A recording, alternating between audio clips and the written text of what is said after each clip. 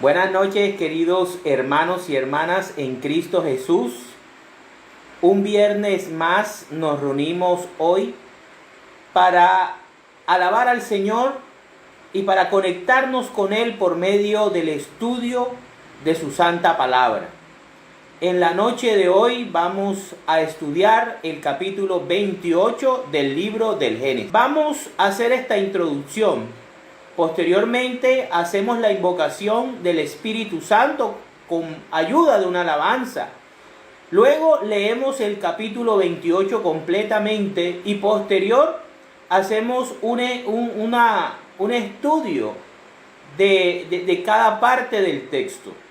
Posterior a eso hacemos una ampliación de lo que quiere decirnos el Señor a través de su palabra por medio de unos textos auxiliares que el Espíritu Santo escoge cada semana para enseñarnos su mensaje, que pueden ser muchos, porque la palabra de Dios se acomoda al tiempo y a la necesidad espiritual de quienes la escuchan. Posterior a eso hacemos la oración final y por último la despedida. Quiero decirles algo. ¿Por qué siempre estoy con Mamita María? Que en el caso de nosotros, bueno, la representamos a través de una imagen, pero sabemos muy bien que ella está cuidándonos. ¿Por qué? Porque ella nos está cuidando la espalda. Recordemos que nosotros estamos haciendo una actividad espiritual y las fuerzas del mal tienen la intención de evitarlo. Por eso nuestra Madre del Cielo nos está acompañando para cuidar nuestra espalda y darnos su bendición y protección. Ahora sí, vamos a hacer la invocación del Espíritu Santo, que es el verdadero maestro de la palabra de Dios. El único que nos va a traer la verdad revelada es el Espíritu Santo. Por eso cada vez que nosotros vayamos a hacer estudio de la palabra de Dios, debemos primero invocar la presencia del Espíritu Santo, alabarlo, bendecirlo y decirle que abra nuestra mente y nuestro corazón, que es lo más importante, para que lleguemos a amar su palabra, entendamos su mensaje y la apliquemos a la vida. Porque la palabra de Dios es para aplicarla a la vida, no es para señalar, no es para juzgar, es para que nos veamos reflejada en ella y al final podamos tener el carácter de Jesucristo, que es la verdadera santificación a la que hemos sido llamados. Vamos entonces a hacer la invocación del Espíritu Santo. Como todo buen cristiano católico, vamos a hacer en el nombre del Padre, del Hijo, del Espíritu Santo. Amén. Padre Santo, en esta noche queremos entregarte nuestra vida. Queremos invocar tu presencia, oh Espíritu Divino, para que tú seas quien nos enseñe lo que Dios quiere revelarnos, para que no malinterpretemos el mensaje, para que no lo usemos en contra de nadie, sino para que nos alimente. Ven, Espíritu Santo, y cubre este cuarto. Y cubre también a cada persona que nos está observando y que hace el estudio de todo corazón. Gracias por una nueva semana más de vida, Señor. Gracias por la vida de todos los que nos ven. Cada viernes sacan el espacio para observarnos, ya sea por Facebook o posteriormente por YouTube. Ven, Espíritu Santo, y renuévame.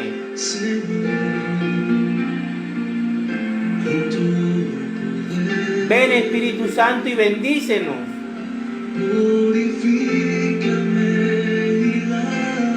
Cierra tus ojos y escucha la alabanza.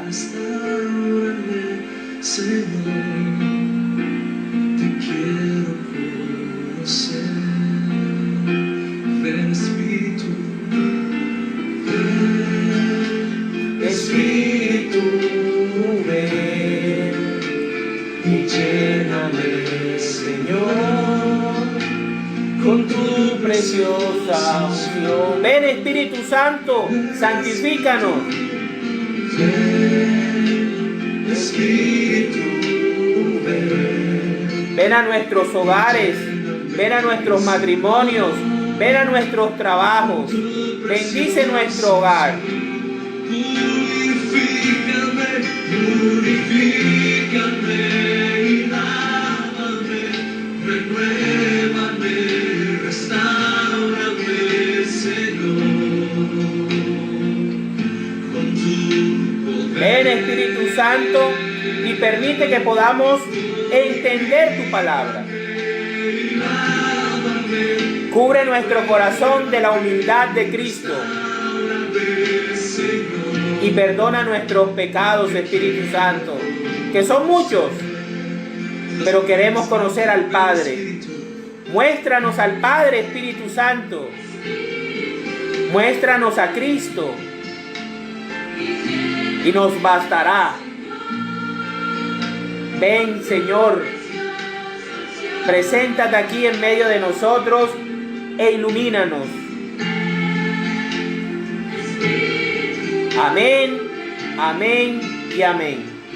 En nombre del Padre, del Hijo, del Espíritu Santo. Amén. Ahora continuamos con la lectura del capítulo 28 del libro del Génesis.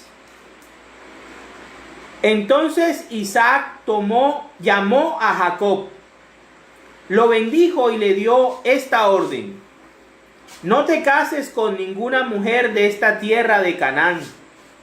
Vete a Padán Aram, a la casa de tu abuelo Betuel, y cásate allá con una de las hijas de tu tío Labán. Que el Dios Todopoderoso te bendiga y te dé muchos descendientes, para que de ti salgan muchas naciones. Que te dé a ti y también a tus descendientes la bendición que le prometió a Abraham, para que sean dueños de esta tierra donde ahora vivimos como extranjeros, pues él se la prometió a Abraham.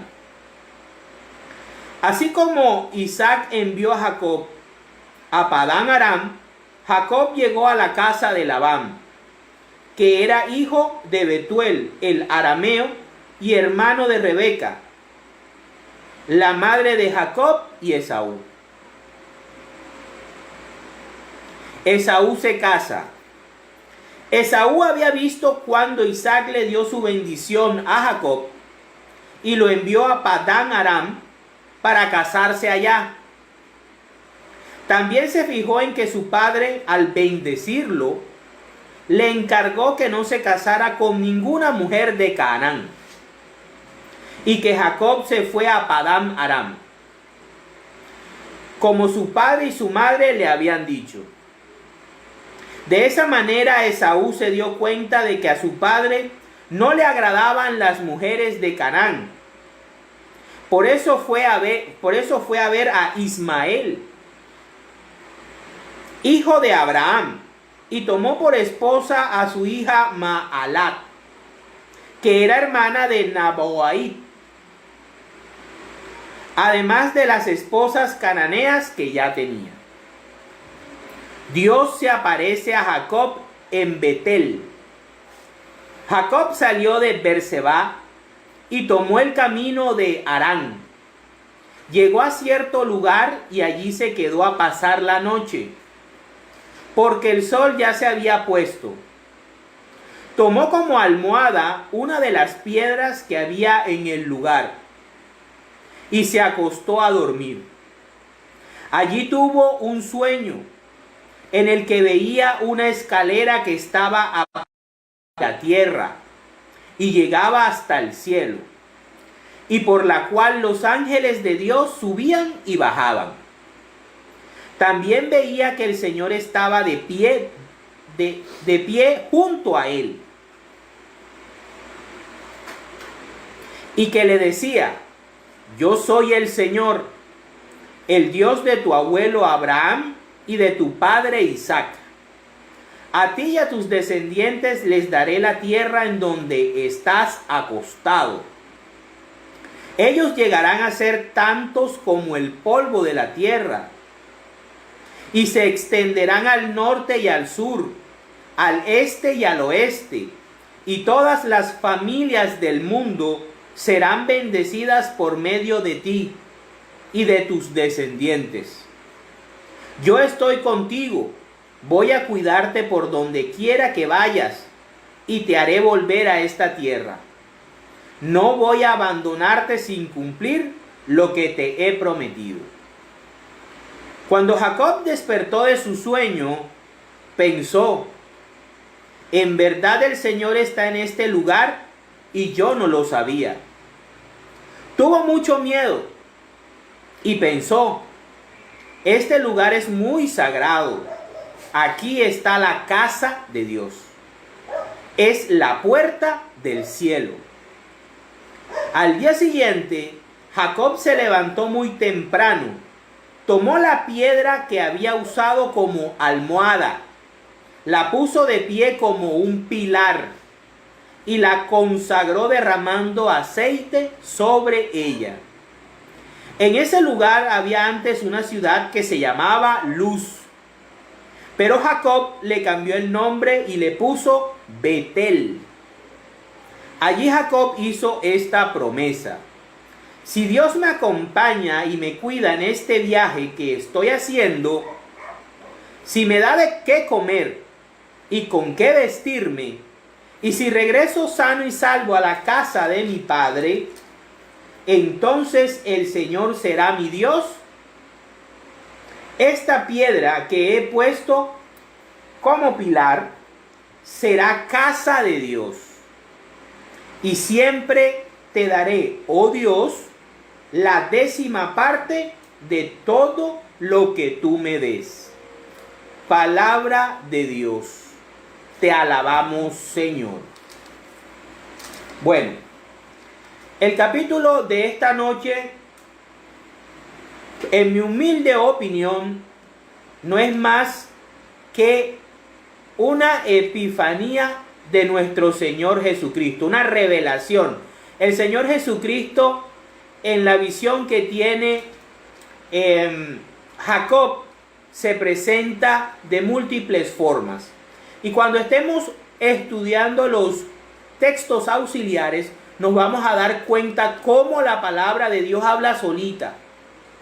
A veces no es necesario un predicador. La misma palabra de Dios se explica a sí misma y nos manda un mensaje claro que no hay que malinterpretar ni darle otro sentido.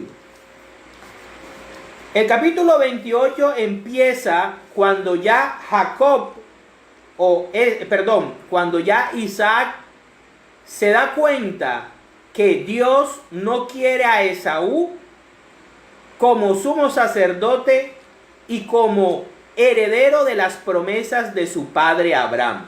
La transferencia de bendición no va a ir a Esaú, sino va a ir a el menor de todos sus hijos, de sus 2 hijos, Jacob. Ya vuelve otra vez al sentido espiritual Isaac. Ya se le olvida y entiende que ese capricho de darle la bendición forzosamente al hijo mayor, al hijo de su preferencia, no es voluntad de Dios. Entonces le da una orden, lo bendice y le da la orden que se vaya a casar con una hija de su tío Labán. Una hija, él no le dice 2 hijas, le dice una sola, ¿verdad? Así como él hizo con su madre Rebeca y así como Dios manda. Dios manda que el hombre tenga una sola esposa. ¿Ya? Ese es el deseo de Dios y el mandamiento de Dios. Ya como nosotros, si obedecemos o no, es responsabilidad nuestra. Pero pagamos las consecuencias como las está pagando Esaú. Luego, Isaac le da la bendición generando la fórmula que él recibió de su padre, de Abraham, y que Abraham recibió de Dios. Y es la de que Dios, el Dios Todopoderoso, lo bendiga y le dé muchos descendientes. La manera como ve el pueblo de Israel, el judío, la bendición de Dios es a través de tener muchos hijos. ¿Sí? El tener muchos hijos en la cultura judía es signo de la bendición de Dios. Y eso lo hemos visto a lo largo de todos estos viernes que hemos venido estudiando estos capítulos. Y le dice que te dé a ti y también a tus descendientes la bendición que le prometió a Abraham. O sea, ya le está haciendo la transferencia de bendición, ¿verdad?, que él recibió de su padre. Fíjense cómo se parece a la sucesión apostólica. Fíjense, aquí hay una sucesión apostólica. Así como los papas de la Iglesia Católica reciben una sucesión de un predecesor, así también, y los obispos también reciben su sucesión apostólica. Aquí Dios bendice a Abraham, Abraham le traspasa la bendición a Isaac, e Isaac ahora se la está traspasando a su hijo Jacob. Dicen que los últimos serán los primeros. Aquí se está cumpliendo este principio espiritual y este principio bíblico. El último fue Jacob y fue colocado como primogénito. Y entonces le dice que pase a ser dueño, que Dios lo bendiga con mucha gente, con muchos hijos, mucha descendencia, y que a la vez lo haga ser dueño de la tierra de Canaán, ¿verdad?, en la que ahora viven como extranjeros, pues Dios se lo prometió a Abraham. Y aquí hay un mensaje espiritual para nosotros. Ahora mismo nosotros no somos dueños, los cristianos, los que adoramos al Dios verdadero, los que somos seguidores verdaderos de Jesús, vivimos en un mundo como extranjeros. Nuestra moral, nuestros pensamientos, nuestras costumbres, nuestra forma de vivir y de ser íntegros choca mucho con las personas de este mundo. Por lo tanto, también nosotros somos extranjeros en este mundo y en esta tierra. Pero Dios, por medio de Cristo, nos ha prometido que un día hará cielos nuevos y tierra nueva, y los que estén de su parte, los que hayan sido consagrados para Cristo, heredaremos esa tierra nueva y ese cielo nuevo. Entonces dice el capítulo que Isaac envió a Jacob a Padán Aram. Jacob llegó a la casa de Labán, que era el hijo de Betuel, el arameo, y hermano de Rebeca. Más adelante veremos algo que a veces suena cómico, porque Jacob engañó a su padre con artimañas de su madre, ¿verdad? Pero Jacob posteriormente va a ser engañado por su tío Labán. ¿Por qué? Porque él hace un trato por Raquel. Y Labán, el día de la boda, le mete jalía. O sea que tú terminas pagando los pecados que tú le cometes a otros. Fíjense, nosotros en la actualidad le decimos el karma. Pero Jacob también fue engañado por su tío Labán. Miren lo que sigue. Dice, Esaú ve que Isaac le da la bendición a Jacob y lo manda a casarse con una mujer de su parentela, de la parentela de su padre, de Abraham, de su abuelo. ¿Y qué es lo que hace? Cuando tú no estás conectado espiritualmente, cuando tú no tienes una conexión con Dios, lo que haces cuando tratas de mejorar algo o cuando tratas de obtener algo a la fuerza, lo que haces es que tomas decisiones equivocadas y empeoras tu situación. Esaú, en vez de mejorar la situación, lo que hace es que la empeora. Va donde su tío Ismael, su tío Ismael, y se casa con otra mujer. Ahora tiene 3. Ya no es 2, sino que tiene 3. Entonces ahora tiene una ismaelita y tiene 2 cananeas. Definitivamente Esaú va en contra de toda voluntad de Dios, y a veces tenemos nosotros que darnos cuenta si nosotros estamos siendo así en nuestra vida y estamos yendo en contra de lo que Dios quiere para nosotros. Entonces, luego sucede algo muy importante, muy maravilloso para Jacob.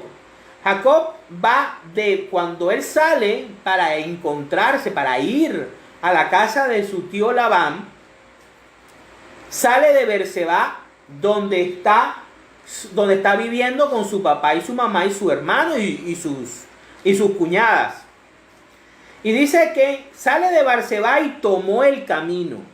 Quiero que nosotros tengamos en cuenta esta noche varias palabras. Tomó el camino. Ténganlo ahí. De Aram. Llegó a cierto lugar y allí se quedó a pasar la noche. Estaba de noche, porque el sol ya se había puesto. Tomó como almohada una piedra, una de las piedras. Ojo, camino, piedra. Y tuvo un sueño y se acostó a dormir. Allí tuvo un sueño. Aquí no los presentan como sueño, pero también puede ser una visión. Jacob tuvo una visión de la presencia de Dios, una epifanía de Jesucristo.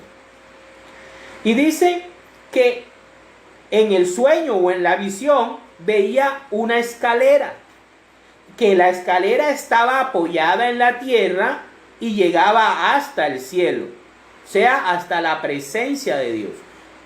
Partía de aquí de la tierra y llegaba al cielo. Y dice que vio cómo los ángeles de Dios subían y bajaban. ¿Sí? Veía cómo el cielo se comunicaba con la tierra y cómo los ángeles de Dios ministraban en favor del pueblo de Dios, en favor de él. También veía que el Señor estaba junto a él, estaba el Señor, o sea, Cristo, y que le decía: yo soy el Señor, el Dios de tu abuelo Abraham. Ahí es donde se repite la fórmula que siempre nos enseñan: el Dios de Abraham, el Dios de Isaac y el Dios de Jacob. Aquí ya la fórmula lleva dos elementos: Abraham e Isaac. Y él va a ser la tercera parte de esa fórmula de cómo identificamos al Dios verdadero, el Dios de Abraham, de Isaac y de Jacob. Y dice: y a ti y a tus descendientes les daré la tierra en donde estás acostado. Ellos llegarán a ser tantos como el polvo de la tierra. Las mismas palabras que Dios le dijo varias veces a Abraham, se las dijo a Isaac y ahora se las está repitiendo a Jacob. Ellos llegarán a ser tantos como el polvo de la tierra y se extenderán al norte y al sur, al este y al oeste, o sea, a los 4 puntos cardinales. Así como los judíos son muchos y judíos hay en todas partes del mundo, así también hay católicos en todas partes del planeta, católicos cristianos hay en todas partes. Fíjense cómo Dios cumplió esa promesa.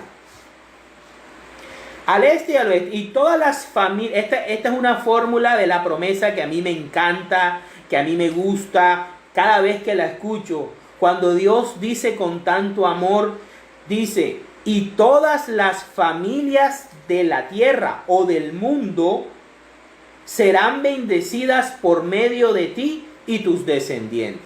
Aquí claramente Dios está haciendo referencia a Jesús de Nazaret. Está haciendo referencia a nuestro Señor Jesucristo.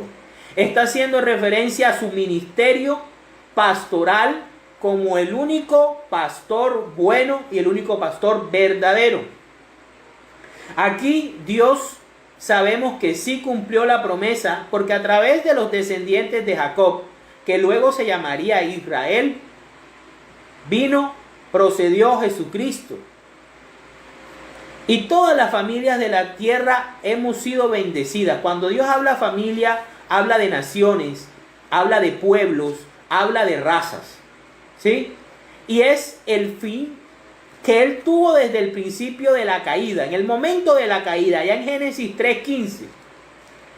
Dios ya tenía este plan elaborado y sabía muy bien que si el hombre caía, porque era una posibilidad, entonces él tenía el plan de salvación que iba a estar a cargo de su Hijo Jesucristo. Dice, yo estoy contigo. Eso es hermoso cuando tú sientes que Dios te dice, cálmate, tranquilízate, yo estoy contigo, cógela suave, confía en mí. Te voy a cuidar por donde quiera que vayas. Esto te lo está diciendo a ti hoy, hermano y hermana. A ti te lo está diciendo hoy si estás enfermo, si tienes algún problema, si no tienes trabajo, si estás angustiado, hermano o hermana, te lo dice hoy, papito Dios, a ti. No tengas miedo. Yo estoy contigo. Voy a cuidarte por donde quiera que vayas y te haré volver a esta tierra. No voy a abandonarte sin cumplir lo que te he prometido. Escucha, atesora estas palabras, guárdalas en tu corazón y vive feliz. Y hoy duerme tranquilo si tienes algún problema.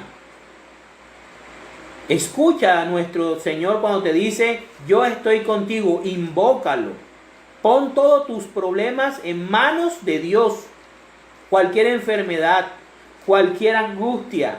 Si tienes unos hijos que de pronto están por mal camino, si están tomando malas decisiones, ponlos en oración. Pon en oración a tus hijos, pon en oración a tu esposo, a tu esposa, pon en oración a tus padres. Nada pierdes, pero ganas muchísimo. Luego dice que cuando Jacob despertó del sueño o de la visión, pensó, en verdad el Señor está en este lugar. Camino, piedra, lugar. Vamos ahí guardando esos mensajes. Y dice que Dios estaba en este lugar y yo no lo sabía. Tuvo miedo. El mismo miedo que sintió Moisés cuando vio la zarza ardiente y intuyó. Su espíritu le dijo, esa es presencia de Dios. Vamos, tengo miedo. Porque ver a Dios es terrible, ¿verdad? Y entonces dijo, este lugar es muy sagrado. Aquí está la casa de Dios. Betel significa casa de Dios. Otra palabra importante, camino, piedra, lugar y casa de Dios. ¿Sí? Vamos a irla guardando. Aquí está la casa de Dios, es la puerta del cielo. Otra palabra y otra expresión importante esta noche. Puerta al cielo, casa de Dios, piedra sagrada, lugar sagrado y camino. ¿Ya? Dice, al día siguiente Jacob se levantó muy temprano, tomó la piedra que había usado como almohada, la puso de pie como un pilar. ¿Sí? Y la consagró derramando aceite sobre ella. Hizo una consagración con aceite. Recordemos que el aceite representa el Espíritu Santo. Todo profeta, todo rey, cuando iba a ejercer en Israel, necesitaba ser bendecido, ungido. Recordemos que Jesús se llama el Cristo en griego, porque Cristo significa el ungido, el iluminado, ¿verdad? Y dice que la puso, derramó aceite sobre ella. En este lugar había antes una ciudad que se llamaba Luz. Fíjense, la palabra de Dios no deja nada al azar. Cuando coloca algo es por un sentido espiritual, para que nosotros relacionemos las cosas. Fíjense cómo dice, la ciudad antes se llamaba Luz. ¿Y qué es Jesucristo? La luz del mundo. Fíjense aquí cómo estamos viendo a Jesús en todas las palabras. Todo el texto nos habla de Jesús. Por eso es que yo digo que fue una epifanía, una presentación, una manifestación de Dios, de Cristo, esta visión que tuvo Jacob, que posteriormente sería llamado Israel. Bueno, Y entonces la ciudad se llamaba Luz. Pero Jacob le cambió el nombre y le puso Betel, que significa casa de Dios. Allí Jacob hizo esta promesa. Fíjense, él devuelve la promesa. No solamente que Dios nos prometa, no solamente es que Dios nos diga, es cómo nosotros actuamos, es cómo nosotros respondemos a Dios. Y fíjense, Jacob se había preparado toda su vida. Esa fue la progenitura que él le quiso robar a Esaú. Para eso fue que engañó a Esaú 2 veces. Para encontrarse con Dios y para que Dios le hiciera esa promesa. Y miren lo que dice. Si Dios me acompaña y me cuida en este viaje que estoy haciendo, si me da de qué comer y con qué vestirme, y si regreso sano y salvo a la casa de mi padre, entonces el Señor será mi Dios. Fíjense cómo se parece a lo que había hecho Eleazar cuando iban a buscarle a su padre Isaac una esposa. Y no es tentar a Dios. No es tentar a Dios. Él no estaba tentando a Dios. Él simplemente estaba reconociendo, si Dios a mí me da todo, me da, fíjense lo que él está diciendo. Si Dios me acompaña, si yo me siento acompañado por Dios, si Él me cuida en mi viaje, en mi camino, que también puede significar vida, en mi caminar diario. Si me da de qué comer y con qué vestirme, y si regreso sano y salvo a la casa de mi padre, o sea, si llego a viejo, si estoy anciano, si llego al lugar de mi origen, entonces el Señor será mi Dios. ¿Cuántos de nosotros le damos gracias a Dios y reconocemos a Papito Dios como nuestro verdadero proveedor de todas estas cosas? Esta piedra que he puesto como pilar será casa de Dios. La piedra fue consagrada y fue colocada como casa de Dios. Y siempre te daré, oh Dios, la 10ª parte de todo lo que tú me des. El diezmo o la ofrenda. ¿Por qué la 10ª parte? No es que uno tenga que pagar los favores a Dios. No. No es porque uno tenga que comprarle los milagros y las bendiciones a Dios. Uno no tiene forma de pagarle a Dios nada. Uno no se merece ni la vida, ni la protección divina, ni siquiera el perdón de los pecados. El ser humano, el cristiano verdadero, sabe muy bien que es totalmente dependiente de la misericordia y de la gracia divina. Por eso son bienaventurados los pobres de espíritu. Porque una persona pobre de espíritu sabe eso, que nada se merece por mérito propio, sino que es el Padre en el Hijo y a través del Espíritu Santo que nos da todo. Y recordemos las múltiples enseñanzas de Jesús acerca de no se preocupen por lo que tengan que comer o por lo que tengan que vestir, porque ya su Padre sabe lo que necesitan antes de que se lo pidan. Clarito. Y miren aquí lo que pasa. La 10ª parte es para que el hombre no se vuelva totalmente egoísta. Para que la 10ª parte de las cosas es para que tú te acuerdes de que de Dios vienes, de que todos tus bienes vienen de Dios.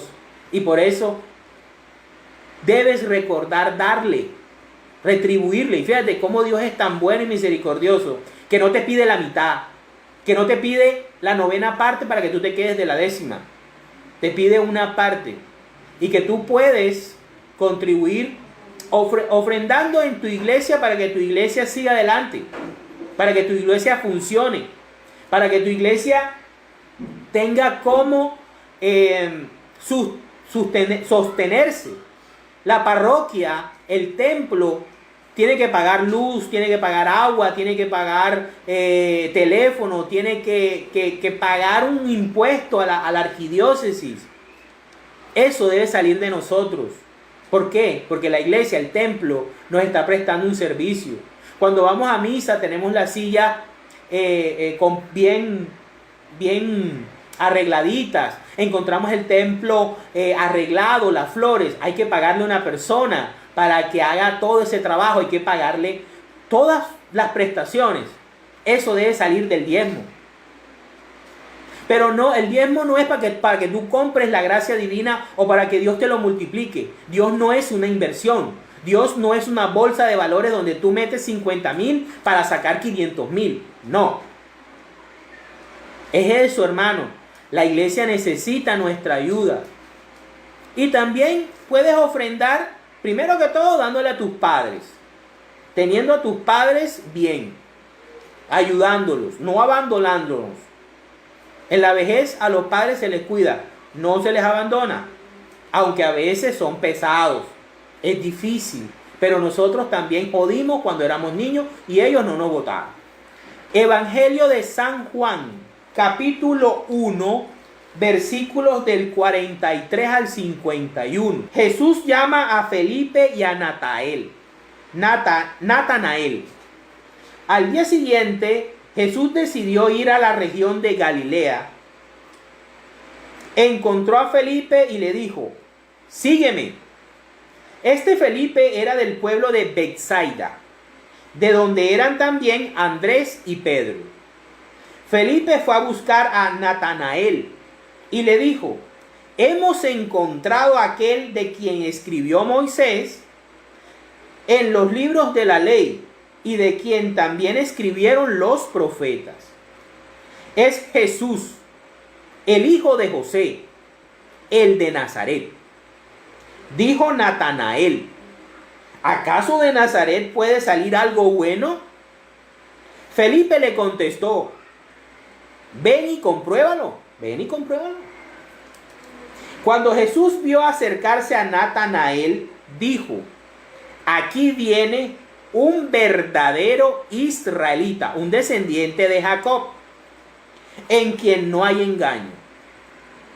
¿Cómo es que me conoces?, le preguntó Natanael.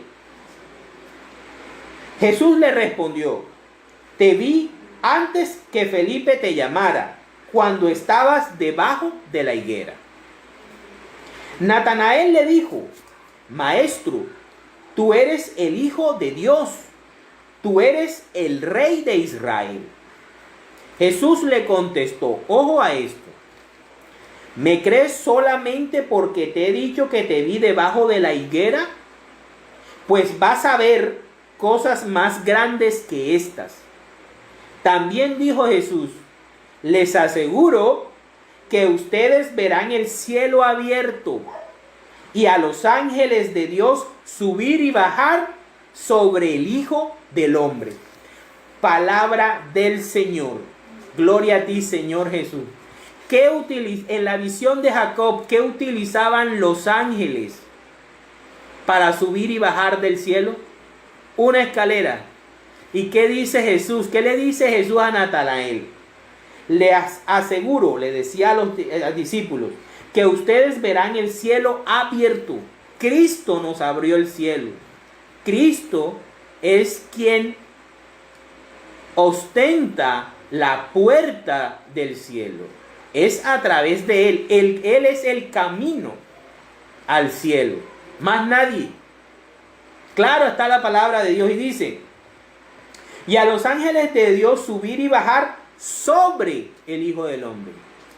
O sea, que el Hijo del Hombre es la escalera al cielo. La palabra de Dios es clarita. Clarita.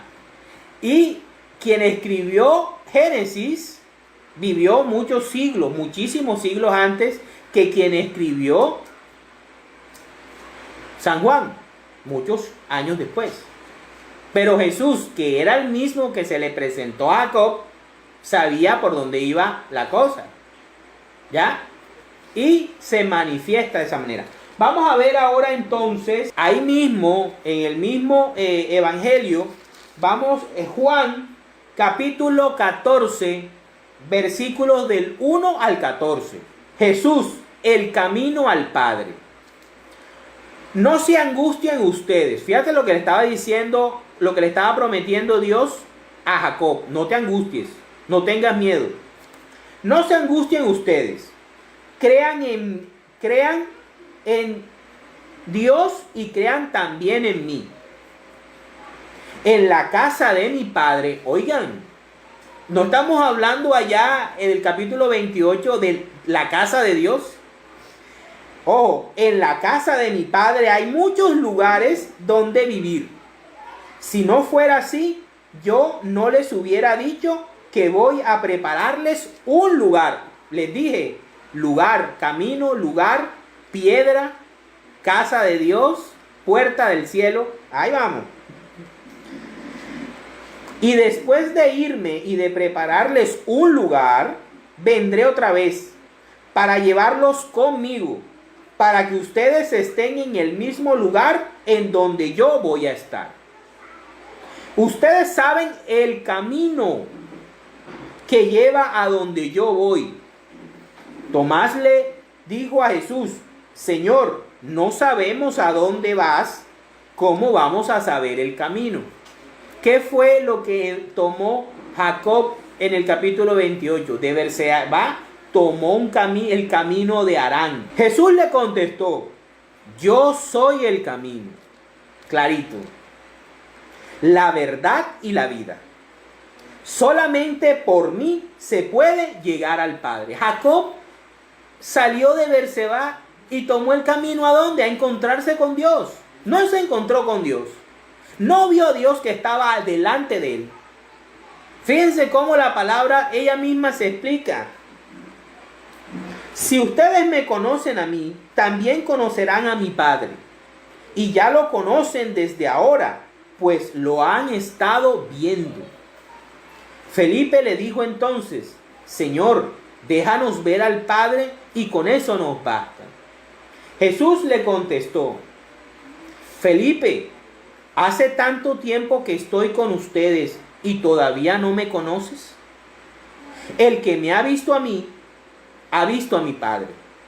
¿Por qué me pides que les deje ver al Padre? ¿No crees que yo estoy? No, él no dijo yo soy.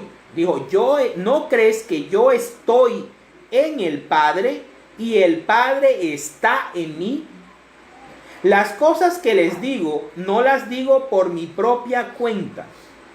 El Padre que vive en mí, vive a través de ¿quién? Del Espíritu Santo. El Padre está en el Hijo y el Hijo está en el Padre a través del Espíritu Santo, de la tercera persona. Así como Cristo vive en nosotros a través del Espíritu Santo.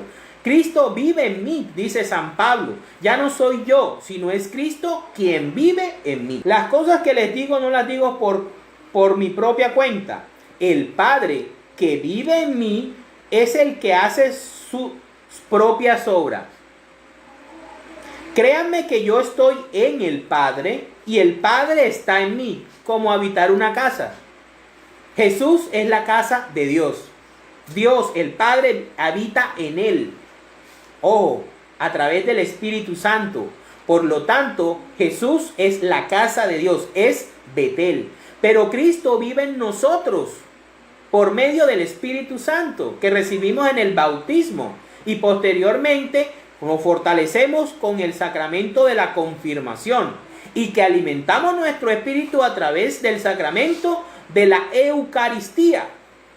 Entonces nosotros también somos unos Betel, porque Dios vive en nosotros. Por eso no podemos ser promiscuos, por eso no podemos ser ni prostitutas ni gustarnos las prostitutas. Por eso no podemos profanar nuestro cuerpo. ¿Por qué? Porque nuestro cuerpo es un Betel. Ahora, yo estoy en el Padre y Él está en mí. Si no, crean al menos por las obras mismas.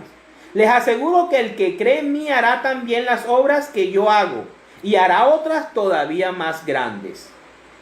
Porque yo voy a donde está el Padre, camino, ¿sí? Escalera, ¿sí? Y todo lo que ustedes pidan en mi nombre, yo lo haré, para que por el Hijo se muestre la gloria del Padre. Yo haré cualquier cosa que ustedes pidan en mi nombre. Palabra del Señor. Gloria a ti, Señor Jesús. Aquí Dios nos está hablando claritico. Cristo es el camino. Cristo es la verdad. Cristo es la vida. Cristo es la casa de Dios. Cristo es la puerta de Dios. ¿Sí? Ahí no hay más nadie. No, es que a mí se me apareció un ángel y entonces Dios me dijo que yo era el iluminado. No, falso. No hay otro pilar ni otra piedra puesta que no sea Jesús de Nazaret. Vamos ahora a ver la piedra de la casa de Dios. ¿Quién es la piedra de la casa de Dios?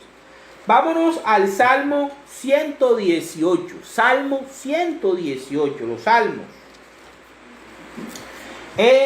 Versículos del 21 al 24. Te doy gracias, Señor, porque me has respondido y porque eres mi Salvador. Es como si estuviera hablando Jacob. La piedra que los constructores despreciaron se ha convertido en la piedra principal. Esto lo ha hecho el Señor y estamos maravillados.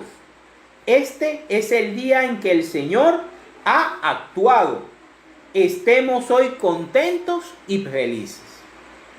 Fíjense, la piedra que los constructores desecharon se ha venido a convertir en la piedra principal. La piedra principal es Jesús, es Cristo. Vamos a el Evangelio de San Mateo.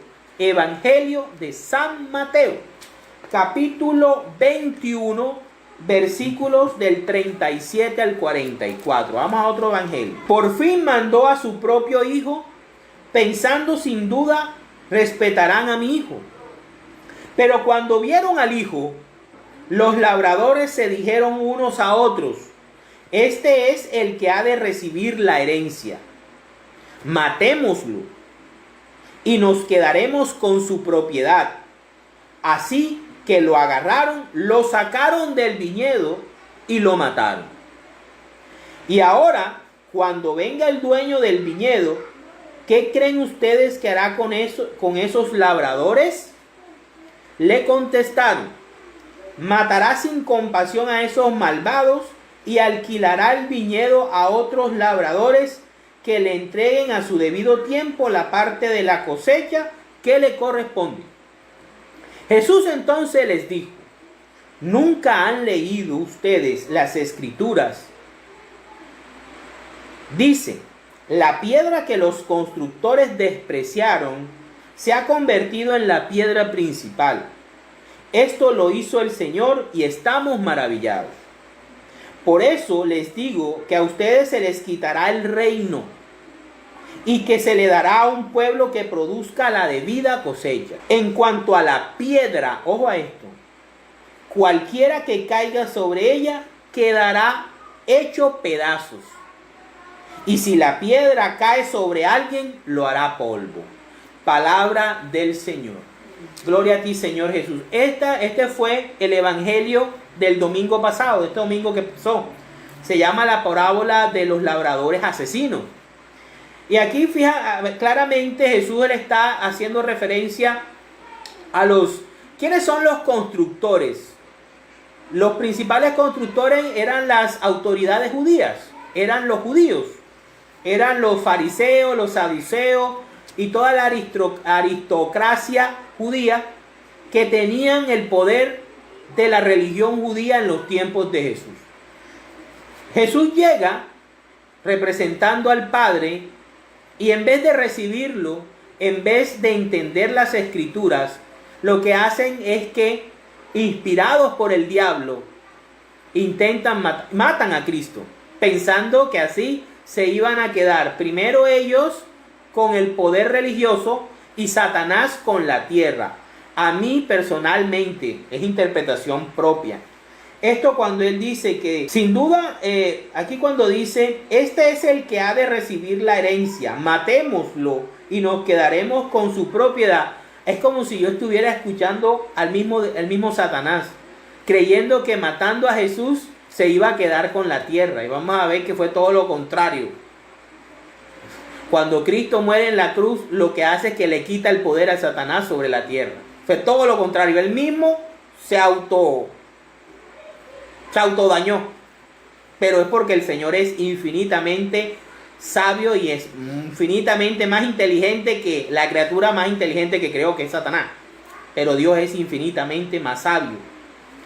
Bueno, vámonos a Hechos de los Apóstoles. Hechos de los Apóstoles, capítulo 4. Hechos de los Apóstoles, capítulo 4, versículos del 5 al 2. Al día siguiente se reunieron en Jerusalén los jefes de los judíos. Fíjense que yo no lo estoy inventando, lo dice la palabra. ¿Quiénes son los constructores que despreciaron la piedra principal? Al día siguiente se reunieron en Jerusalén los jefes de los judíos, los ancianos y los maestros de la ley. Allí estaban también el sumo sacerdote Anás, Caifás, Juan, Alejandro y todos los que pertenecían a la familia de los sumos sacerdotes.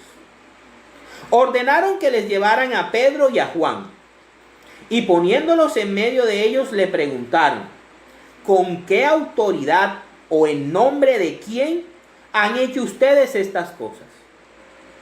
Pedro, lleno del Espíritu Santo, o sea, ya esos apóstoles o esos discípulos que le preguntaban a Jesús: muéstranos al Padre y nos basta. Ya tienen al Padre dentro de ellos. Ya el Padre habita en ellos a través del Espíritu Santo. Y miren lo que contestan. Dice: Pedro, lleno del Espíritu Santo, les contestó: jefes del pueblo y ancianos, ustedes nos preguntan acerca del bien hecho a un enfermo, para saber de qué manera ha sido sanado. Pues bien, declaramos ante ustedes y ante todo el pueblo de Israel, o sea, delante de Jacob, que este hombre que está aquí delante de todos ha sido sanado en el nombre de Jesús de Nazaret. ¿De Nazaret puede salir algo nuevo?, preguntó Natanael. El mismo a quien ustedes crucificaron y a quien Dios resucitó. Fíjense, los labradores malvados sacan del viñedo al hijo del dueño de la viña. Jesús muere fuera de Jerusalén. Jesús no muere en Jerusalén, muere en el Gólgota, que está fuera de las murallas de Jerusalén. O sea, se cumple la profecía y la parábola de Jesús al pie de la letra. Pero Dios ha hecho algo. Esa piedra que ellos desecharon al matarlo, al crucificarlo, Dios ha hecho una maravilla porque la ha puesto como pilar principal. ¿Y cuál es la maravilla? Que lo resucitó de entre los muertos. ¿Qué más maravilla podemos nosotros? Venció la muerte. Jesús venció a la muerte. Este Jesús es la piedra, no lo digo yo, lo dice Hechos de los Apóstoles, en palabras del apóstol Pedro, que es piedra también, pero de la iglesia de Jesucristo. Jesús es la piedra que ustedes los constructores despreciaron, pero que se ha convertido en la piedra principal, o sea, en el pilar de la casa de Dios. En ningún otro hay salvación, porque en todo el mundo Dios no nos ha dado otra persona por la cual podamos salvarnos. No hay otras personas, ni videntes, ni apóstol, ni maitreya, ni presidentes de la república que den la vida por nosotros y sean nuestros mesías. ¿Sí? Ni presidentes, ni reyes, ni profetas, ni apóstoles del siglo XX, ni del siglo XIX, ni del siglo VI, nada. Jesús de Nazaret es el único que está autorizado por Dios para dar la salvación. Cuando las autoridades vieron la valentía con que hablaban Pedro y Juan y se dieron cuenta de que eran hombres sin estudios, ¿verdad?, ni cultura, pero estaban llenos de Dios. ¿Qué más estudios y qué más cultura necesita si está lleno del Espíritu de Dios? Quedaron sorprendidos y reconocieron que eran discípulos de Jesús. Además, El que había sido sanado estaba allí con ellos y por eso no podían decir nada en contra. Palabra de Dios. Te alabamos, Señor. Vámonos rápidamente a Primera de Pedro. Siempre quedamos cortos. Primera de Pedro, capítulo 2, versículos del 4 al 8. Vamos rápido. Acérquense pues al Señor, la piedra viva que los hombres desecharon, pero que para Dios es una piedra escogida o una piedra ungida y de mucho valor. Para Jacob, la piedra que puso como pilar en Betel era de muchísimo valor. De esta manera Dios hará de ustedes como de piedras vivas, un templo espiritual, un sacerdocio santo, que por medio de Jesucristo ofrezca sacrificios espirituales. ¿Y cuál es el sacrificio espiritual? Tener el carácter de Jesús. ¿Cuál es el verdadero sacrificio espiritual? Ten el carácter de Jesús. ¿Dónde encuentras el carácter de Jesús? En las 9 bienaventuranzas. Agradable a Dios. Eso es lo agradable a Dios. Tener el carácter de Cristo. Por eso también dice la Escritura: yo pongo en Sión una piedra que es la piedra principal, escogida y muy valiosa. El que confíe en ella no quedará defraudado. Para ustedes que creen, esa piedra es de mucho valor. Pero para los que no creen, se cumple lo que dice la Escritura: la piedra que los constructores despreciaron se ha convertido en la piedra principal. Y también esto otro, una roca, una piedra con la cual tropezarán. Palabra de Dios. Te alabamos, Señor. Y para terminar, ya para redondear el mensaje de hoy, vámonos a Efesios 2. Efesios 2 versículos del 20 al 22 dice: ustedes son como un edificio levantado sobre los fundamentos que son los apóstoles y los profetas. Y Jesucristo mismo es la piedra principal. En Cristo todo el edificio va levantándose en todas y cada una de sus partes, hasta llegar a ser en el Señor un templo santo. En Él también ustedes se unen todos entre sí para llegar a ser un templo en el cual Dios vive y por medio de su Espíritu. Palabra de Dios. Te alabamos, Señor. ¿Saben qué? Con toda humildad y con toda sencillez, esta es la fórmula de la Iglesia Católica. Esta es la Iglesia Católica. Si tú me preguntas a mí: oye, ¿dónde está la Iglesia Católica en la Biblia? Aquí está. Porque la única iglesia que fue fundada por Jesucristo históricamente es la Iglesia Católica. La única iglesia que es una, santa, católica y apostólica es la Iglesia Católica. Es la única que se basa en los apóstoles, no en la visión ni en los sueños de un profeta del siglo XIX, como muchas denominaciones religiosas, respetando su trabajo y su misión apostólica, porque lo han hecho. Pero la iglesia verdadera es la iglesia de Jesucristo, es la Iglesia Católica. Y miren lo que dice aquí: ustedes se basan o están levantados sobre los fundamentos que son los apóstoles.